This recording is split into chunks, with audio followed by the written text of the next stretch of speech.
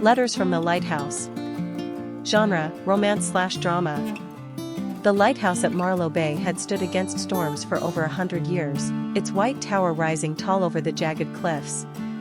To most, it was just a relic, a quiet sentinel for passing ships.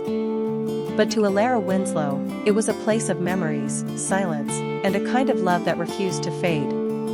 Every summer, Alara would return to the cottage near the lighthouse where she had spent childhood holidays.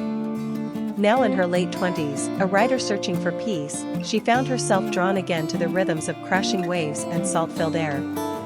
She needed to finish her next novel, but more than that, she needed answers to a story she had never written. 10 years ago, she had met him there, Liam Callahan, the lighthouse keeper's son. He was quiet and kind, with windswept hair and a laugh that could melt away even the coldest sea breeze. They had been only teenagers, but their connection had been immediate and deep. That summer had been full of long walks along the shore, stargazing under the wide sky, and secret letters hidden in the rocks near the lighthouse steps. But one day, Liam disappeared without a word. Alara had waited, written, cried, but no letter ever came back. His father claimed Liam had gone to the city for work. Others said he had joined the Navy.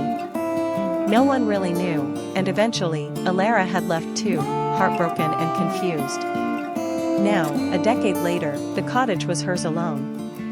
Her parents had moved away, the lighthouse stood unmanned, and Liam was a ghost she couldn't stop seeing in every shadow. One evening, as the sun dipped behind the horizon, Alara walked up to the lighthouse, now locked and rusted. On a whim, she checked beneath the old stone where they had hidden letters. Her breath caught. A letter. Yellowed, water-stained, but intact. Addressed in Liam's handwriting. "If you ever come back," it began.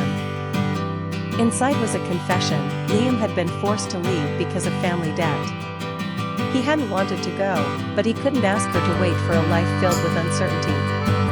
He had written her dozens of letters, but his father, believing it was better for Alara to move on, had never delivered them. Tears ran down her cheeks as she read his final words. "If by some miracle you still think of me, I'll be at Marlow Bay every year on the last day of summer, hoping to see you again." It was the last day of summer. Alara ran. She raced down the cliffs, across the beach, heart pounding louder than the waves. And there, near the edge of the shore, stood a man with sea-gray eyes and a weathered journal in his hand. "Liam?"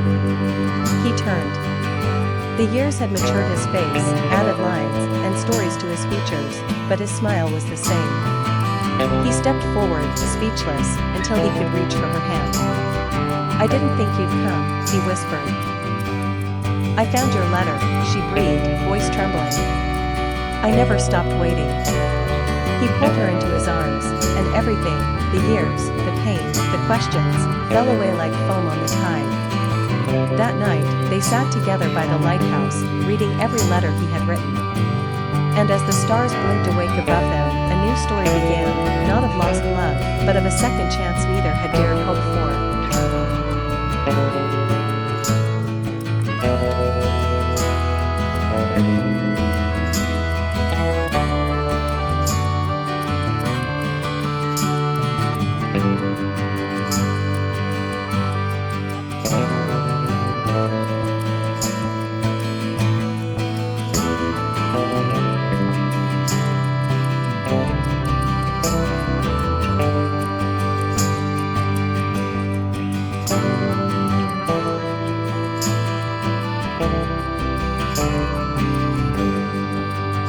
The Melody of You.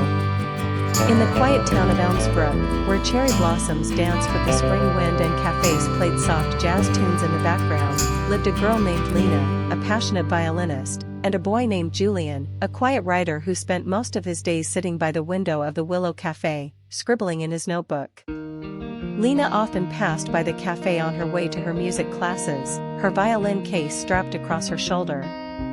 She had noticed Julian once, head bent over his notebook, a cup of untouched coffee beside him, but she never stopped. To her, he was just another quiet soul lost in his own world. Julian, however, noticed her every time she walked past. There was something in the way she held her instrument, a kind of silent devotion that mirrored his own love for words. He began timing his visits to the cafe just to catch a glimpse of her. One rainy afternoon, fate decided to intervene.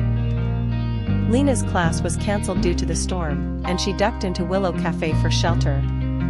The place was nearly empty, except for Julian, who looked up in surprise when she entered, water dripping from her hair. "Would you like to sit here?" he asked shyly, gesturing to the empty chair across from him. She hesitated, then smiled. "Thank you." And just like that, the first note of their story began. They talked for hours. About music and books, dreams and fears, silence and sound. Julian confessed he was working on a novel but was stuck at the ending. Lena shared her fear of the stage, of never being good enough. The rain became their rhythm. And that afternoon turned into days, then weeks. They met every Tuesday at the cafe. Lena would bring her violin and play short melodies she had written. Julian would read her lines from his book.